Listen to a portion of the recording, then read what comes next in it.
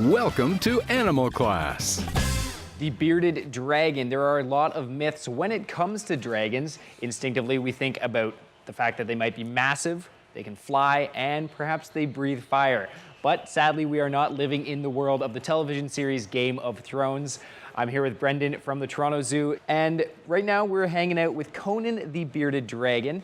So the one thing we always think of when we hear dragon is those big leathery wings and they're flying around breathing fire. Of course, Conan here does not have any wings. To my knowledge, he has yet to breathe any fire. I've been pretty safe. But you can see a lot of similarities between him and what we do think of as a dragon, especially in his face. When you do look at his face, he's got that big, broad, triangular shaped head, spikes coming out the sides there. He does look fierce. He looks like that kind of dragon you'd be thinking of. But you also look at where they get their name, bearded dragons. So if you look under his chin here, he's got wonderful little spiky scales that fold backwards.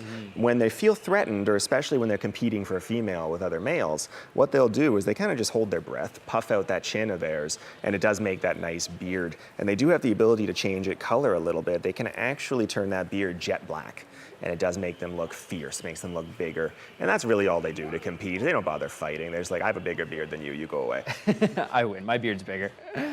He is very tan. He's got a beautiful dark pattern going down his spine and on the back there. He's got some orange around his mouth, a little bit of green on his legs. It's all very dull colors. It is, yeah. So, I mean, these guys do live in the dry grasslands of Australia. So if you're thinking that kind of like a straw, dead grass kind of color, these guys do use that for camouflage.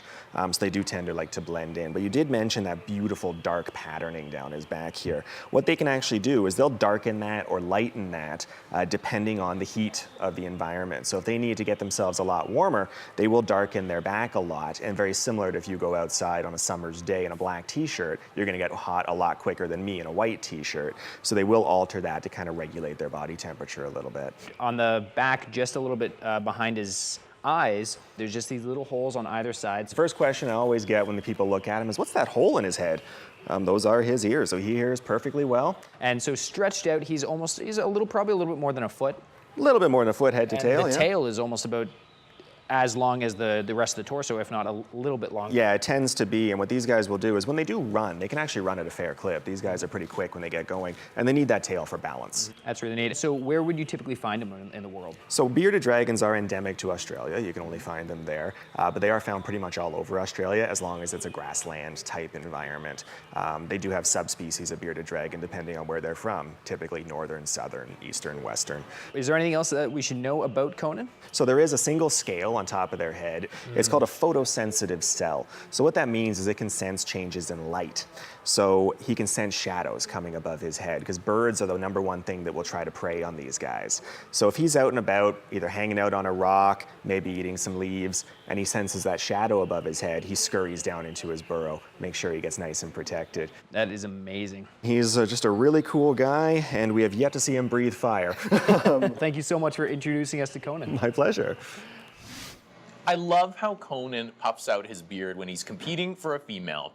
You thinking about growing a beard there, Grant? Yeah, perhaps. So what did you think about the Alberta meat platter here at the Grizzly House? It was super delicious, but I'm stuffed and I think I'm gonna smell like charred meats for the rest of the day. You know what? I think that's perfectly acceptable and possibly even encouraged here. I guess so.